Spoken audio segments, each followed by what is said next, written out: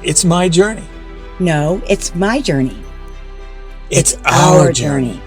Each person is on a unique journey in life, either growing closer to God or farther away. The television series My Journey showcases the real-life transformations that have brought individuals closer to God. Join us now for another episode of My Journey and witness the power of faith and perseverance. Welcome to My Journey, where we talk with men and women of faith about how God has used them to fulfill His purposes for Israel and the Jewish people in the 21st century. Today, I'd like to introduce my dear friend, Theresa Miles. Theresa and I have been friends for, almost 25 years now, and ministry partners during that time also. And I'm happy to have you here today, Theresa. I'm excited because your journey actually overlaps my journey, at least for the last 2 decades, right? Right. So that's kind of, that of course is interesting to me and hopefully to others. But you know, what's also, I think the audience would find interesting is that even though we've overlapped over the last 25 years in this ministry work that we've been doing to bless Israel and the Jewish people, our journeys didn't start off in the same place, did they? We started in very different places. They're different at different times in our life. And exactly. So yours goes back way far, like much further than mine ever did. So maybe you could start by telling us what your story is and where your journey began. Sure. I was raised in New York, and where I lived was a dynamics of you were either Catholic or you were Jewish. That's just the way it was. And so I was in school with all my Catholic and Jewish friends and everything, but, we loved each other. We didn't see any differences in our lives. We were in and out of each other's houses, playing, celebrating. Just like kids would do. So one day, I'm 7 years old, and I'm in the cafeteria. And this man just comes up to all of us at the table, and he says to me, "Are you a Christian or are you a Jew?" And I just didn't know. Because I was never told Christian. That word wasn't used as much as Catholic when I was growing up. Okay. So I leaned over to my best friend, Abby Jo Margulies, and I thought, whatever she is, certainly I'm just what she is, okay? And let me guess. She wasn't Catholic. She wasn't Catholic. So I said, "Abby, what are we?" And she said, "Jewish." So I turned to him and I said, "I'm Jewish." And he just looked at me and he walked away. And I never understood who that man was, why he would ask a 7-year-old that question, but it stuck with me for my whole life. And it started me thinking, what's going on? Is there a difference? What am I? And I started asking my family, what's this Christian, Jewish, Catholic thing? Right. And people didn't really have much answers for me. No, I imagine they probably didn't. They really didn't. I mean, so you were just being kids, right? Just being kids. Whatever, like the neighbors did, you would.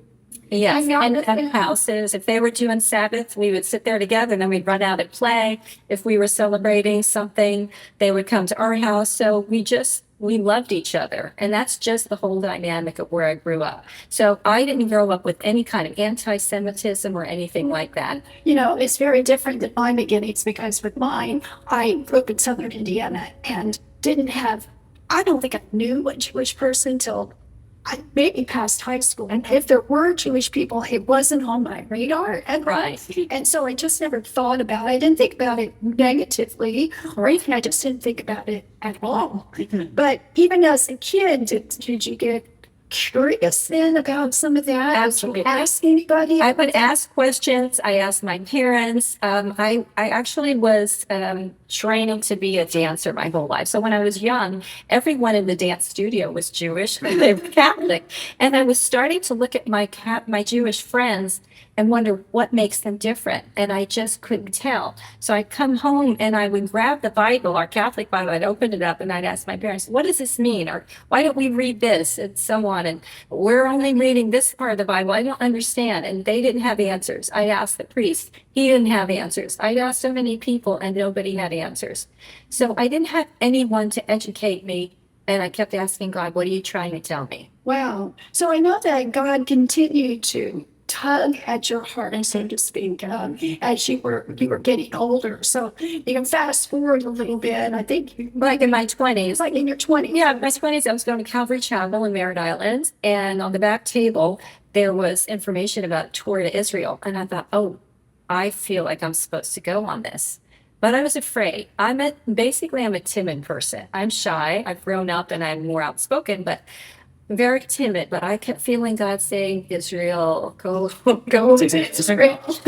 And the pastor had a menorah behind the pulpit on the table. And I'm trying to put regularly, it's still there now. Okay. And so I'm trying to put the pieces together. And I really couldn't, but I didn't go on that trip. I wasn't ready.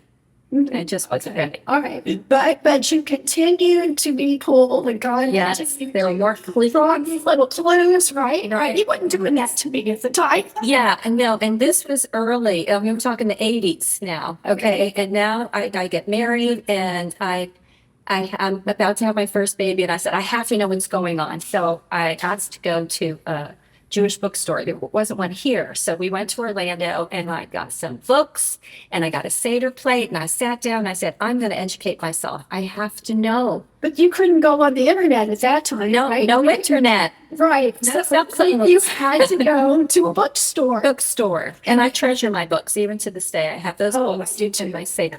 Because even when my journey started a little bit later, when we met up, there still wasn't a big internet presence for this information that we were trying to find and seek. And I didn't know people that were even looking towards these things yet. And so what I found out later on is other people were starting to be called home. God was whistling. He was calling. He was calling. He was calling. It was a God thing. It was a God thing. Right.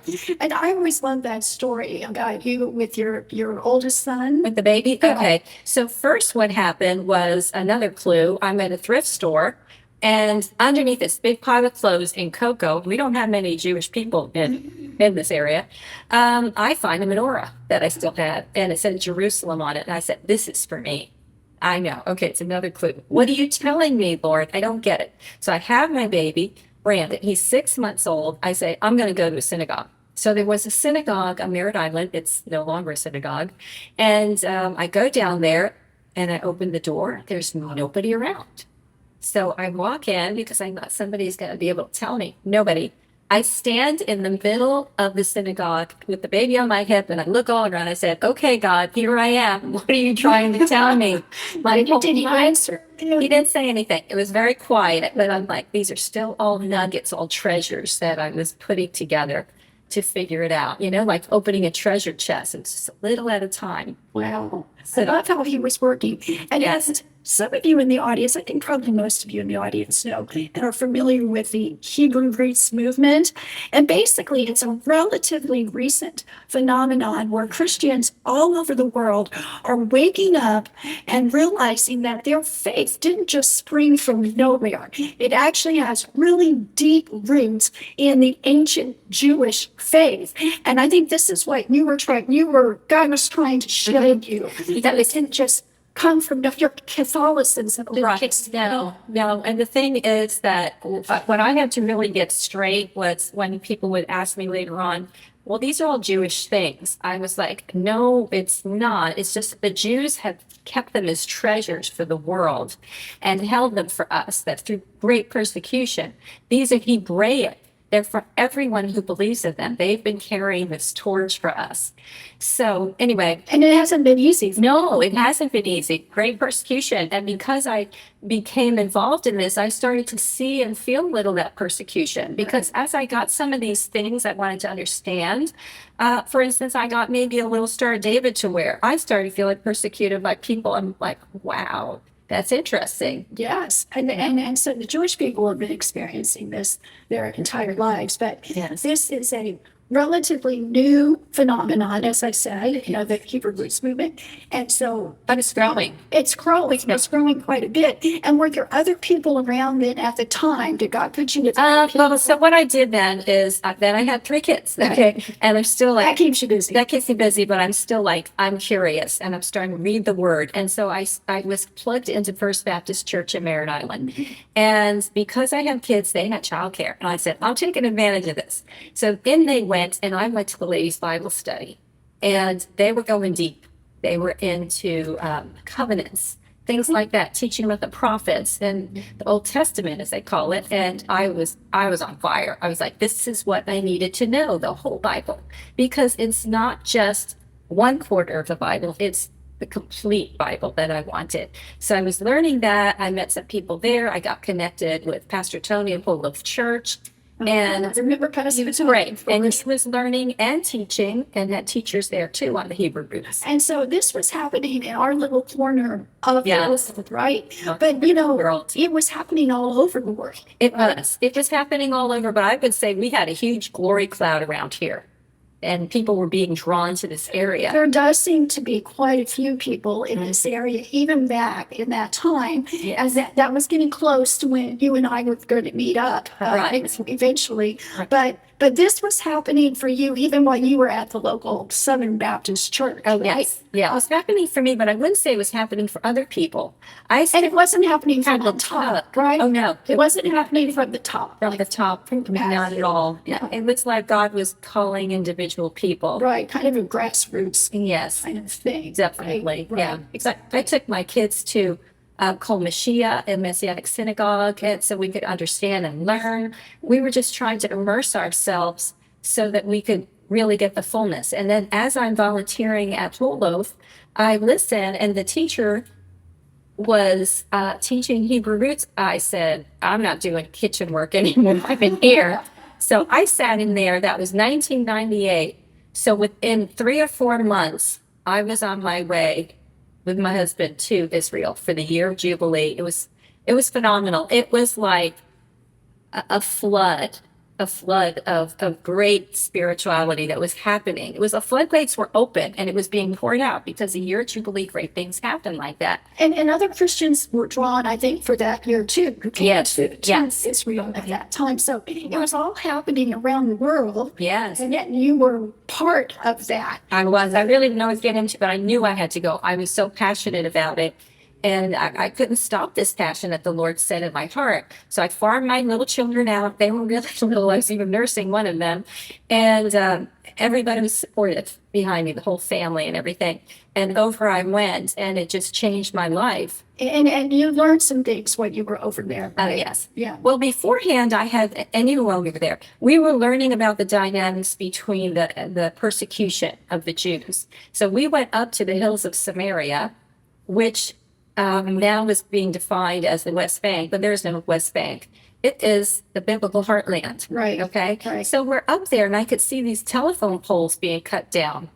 And I asked, what is that? And they said, well, because the Muslims in the area don't want the Jewish people in the land, so they cut off communication. Wow. And it frightened me. Wow. Yeah, exactly. Right. Because you're seeing there, it is a spiritual battle. It's a spiritual battle. It's a spiritual battle. And any one of us who gets into this type of ministry work experiences that spiritual battle. Yes. And we have it so easy here in America. We don't really understand this type of battle going on. And only recently have some people woken up to it since October 7th, right? Mm-hmm. And we've noticed the rise in anti-Semitism. But that was starting even back then. Right. And most people were not aware of that at that time. But now, unfortunately, we are, and especially since 9/11. Since 9/11. Right? Yes. So join us in just a moment as we finish walking Theresa's journey with her. Do you stand with Israel? Now is the time to show how much you care. Now is the time to take a stand. I'm Gary Cristofero, Vice President of Ezra International. This is a battle between good and evil. Ezra International and our sister organization, Ministry to Israel, are on the ground in Israel supporting the IDF and helping the Jewish people in their great hour of need. We are supplying tens of thousands of items: food, clothing, mattresses, Kevlar vests for the soldiers, and so much more. We are helping the evacuees and helping keep our recent immigrants safe. With the recent rise of anti-Semitism and anti-Israel sentiment around the globe, Israel is still the safest place for the Jewish people. It is their home. Will you help? please go to EzraInternational.org and give to the Emergency Relief Fund today.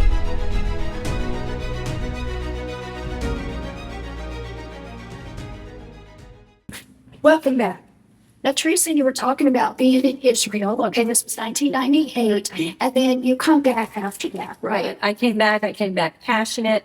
I started to get involved, and I started a ministry. And the ministry started growing so much. It was at Whole of Church. Pastor Tony said, "This is too big. I bless you out. Go back to First Baptist."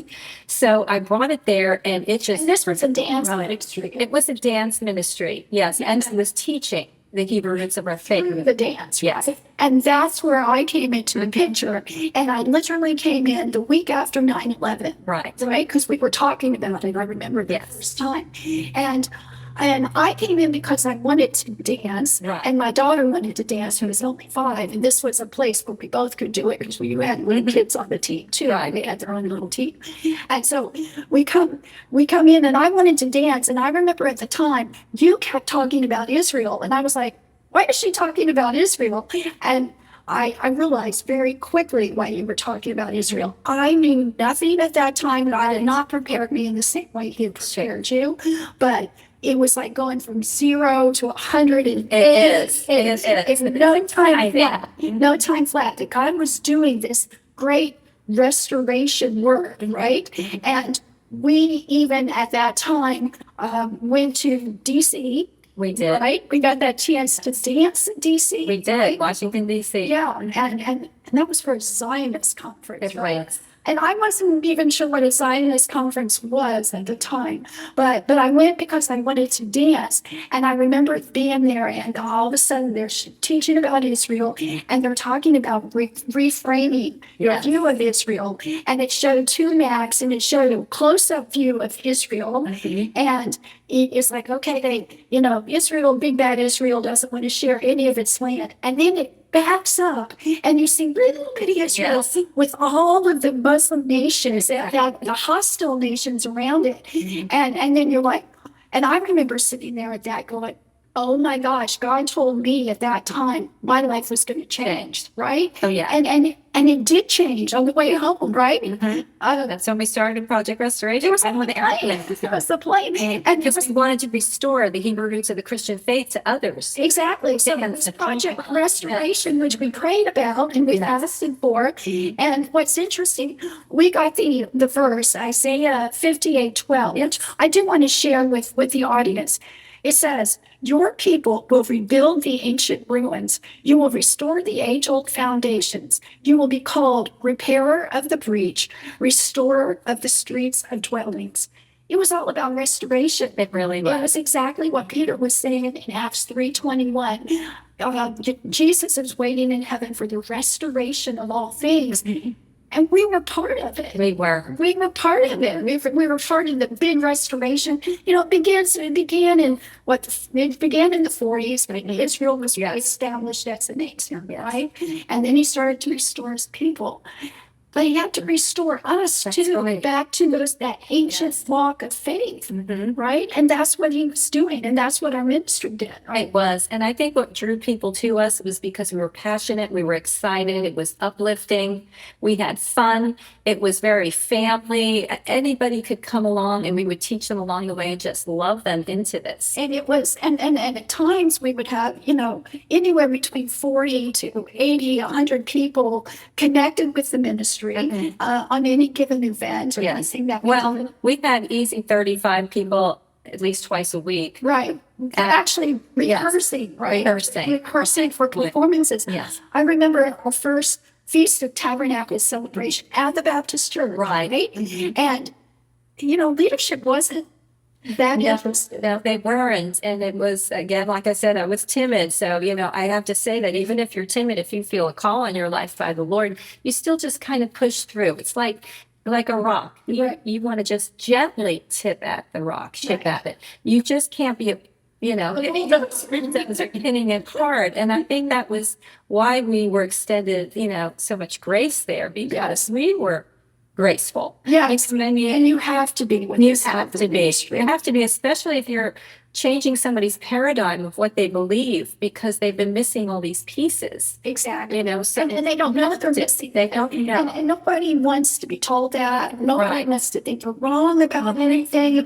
And so that's, you have to be very gracious and gentle. Yes. But even with our first celebration, we had 1,000 people showing up. And that was without, nobody mentioned it from the pulpit. No, they didn't want to because they didn't understand what we were doing. They didn't really support it, except for the pastor. He had given us the golden scepter and said, sure, go ahead. But I still didn't really talk about it. No, they never did. But That was the God thing that it was the golden scepter that the king puts out and says, okay, you can go forward. He trusted us. And he trusted us, and that was good. And I had always felt like that was a God thing, and so that allowed a lot of doors to open. When we were working at the Baptist church, the doors opened to churches all around. Yes. Right. And different organizations as Yes. well. Yeah. And so just to say about you coming to the ministry, it was like I was praying for a partner. I needed somebody who could help me because it was so much. God was just dumping so much, either vision and all kinds of things in my lap. And I said, I need somebody who would be just like hand in the glove with me. And I just thought, we worked out perfect. Well, we did. And both of our kids were in school at the same school. That's right. I remember dropping them off and having meetings in the car. In the car. Yeah. And we'd have a big event coming up, and we would be listening to the music. Yes. And we would be choreographing in the Yes. car, right? We'd be deciding on costumes and who we need to talk to and who needs to build a set and all that. It was great. Yeah, it was great. That was like office in the car. And I have to say, our children learn in volumes. Yeah. And to this day, that's what we're trying to do, is to mentor all these younger people so that they could grow up and be able to carry the torch themselves. Yes. And they're doing it. They're doing a good job. And they're more perceptive to what's going on in the media, what's going on spiritually around the world. And they're leading their families that way Yes, as well. they're all grown now. They're grown now. Exactly. You know, in 2005, we took the ministry team to Israel. Right. And I don't know what if you remember, but in 2005, something was going on in Israel called the disengagement. And basically, the world was putting pressure under the leadership of the U.S. for Israel to give up more of its land in order to have peace with its hostile neighbors. And at the time, in the summer of 2005, the land we're talking about is what we know now as Gaza. Then it was called Gush Katif. And you actually, before 2005, you went to Israel. Yes, that was very interesting. Yeah. Because I had a love and a passion for Israel. People found out about me because Israel's not a very big country. Right. Okay, so I give It's a small world within the Israel of Israel. Yes. And so I get this call from Gaza from a man named Dror Benanu, and I'm on the way trying to evacuate from a hurricane, and he says, I hear you love Israel. Can you come see us and save us and tell America? And I'm like, a housewife? Tell all of America? Okay, wait, when I get back, okay? And so I knew I had to go. So I did go to Gaza. I had military escorts in front and behind me because of the danger, but I still felt called. And when you're called, you just go. You feel protected. And I did go to Gush Katif, and it was absolutely beautiful because wherever the Jews are, the land and the people, they make the desert bloom. Literally. And I saw the desert and I saw the sand, and I was holding it in my hand like this. Yet when I looked around me, there were greenhouses and just fields. And that's what the Bible promised. Yes. And his people were in his land, and land would respond to it. Yes, and their homes were lovely, and you could feel the calm and the peace everywhere. But in 2005, Israel disengaged from that area, which literally meant A very unemotional word, disengage. It meant pulling all of the Jewish families out. Even the graves were lifted and taken out. Yeah, unbelievable. And I remember we were on street corners in Israel, in Merritt Island, trying to say, stop the disengagement, stop the disengagement. I almost feel like, a prophet stands on a corner saying, listen, people, listen down there. What are you talking about? Yeah, but the thing is, now when October 7th happened, I was like, remember when we're standing on the street corners and we're trying to tell people, don't do this. Exactly. Because you allowed all those people to be there, create a hotbed. Yeah, A violence. a violence, To dig right. tunnels. A mosque, and immediately, right? And then all the rockets start going toward Israel. Yes. And it leads right up to October 7th right now. And all of that goes back to 2005. Yeah. So we go there in 2005, right? Yes, we brought the whole team there, all of our children, because my whole heart was, I could teach all this in the ministry, but they need to see it. Right.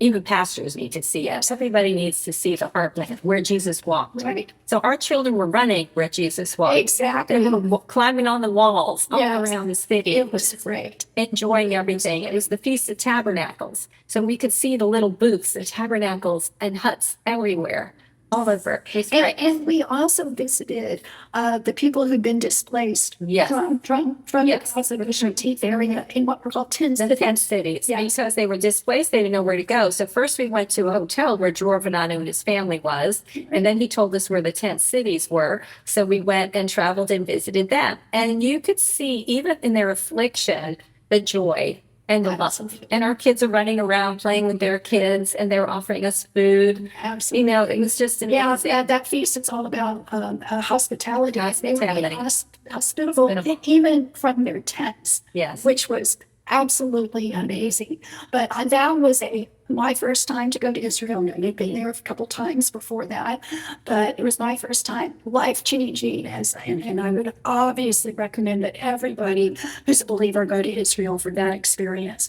But we did learn is that it's not all fun and games. We were standing with Israel, but we were standing against Israel's enemies. Yes. And you know, our lives in 25 years, we can't go back over everything, but we did realize that standing up against Israel's enemies, not easy. Not easy. To do. And No. we And you want to support them. You want to support them because they're our family. Right. So like when I was in 1998, when I first went up, when I was on the bus, this one woman jumps up. She was an American who decided to go back to the land, a Jewish girl. Her name was Sandra Barris, and she ran an organization called Christian Friends of Israeli Communities. Yes. They needed friends Right. because of the persecution. So we could come alongside through Yes. the persecution. That's what I did, and I helped become a liaison for two communities, Eli and Mevo Dotan. And so that's another story there. But if we could be there through persecution, because that's what it's going to be, we are brothers together, and that's what we forget. Absolutely. We haven't been taught that as Christians. Yes. But the thing is, what I like to teach when I'm teaching now, because we're in a different season at church, is the whole grafting in Romans. That's a Christian scripture we all used to. That's right. Because Paul said it. Yes, Romans. And he said the tree is Israel. Right. And we are wild branches. Okay. And some of them are broken off. So that means they have lack of understanding. Right. And so we're put into the tree. So we're grafted in. That's our family. That's our So family. if we're put into the tree, we should look a lot alike. Right. We're not like a mango branch being grafted in. Right. Right. Exactly. So what advice would you give to someone who's being called in the type of ministry work that we are doing? What advice would you give to them? Oh, wow. Well, you have to remember there's going to be opposition, and that's okay. Yes. Because no matter what you do, if the Lord's calling you, you just keep walking forward. Right. And you walk forward gently. Remember, you don't beat the rock. You just plant seeds. Right. And you be joyful. I think that's really the key too, is your enthusiasm is what draws other people. Absolutely. Enthusiasm, acceptance, gently sharing what you know. Yes. Okay? Because if people don't understand, you can sit there and say, it's okay, let me try again. Right, exactly. And I think that that's extremely important. It is. This type of ministry, it's the patience. It's Yes. And you know, God has a lot of patience with us. We have to have a lot of patience. So you use the fruits of the Spirit. Yeah. Love, joy, peace, patience, kindness, goodness, faithfulness, Exactly. gentleness, and self-control. Exactly. You know, so I want to thank you for joining us today. I'm so excited about this because this is our life. And I have to say, this has been the highlight of our life. Exactly. I'd say that. Exactly. Yeah, it really was. Exactly. And I want to thank you for joining us and joining Theresa and me as we've walked out this journey together. And I just hope that Theresa's journey inspires your journey. Shalom, everyone.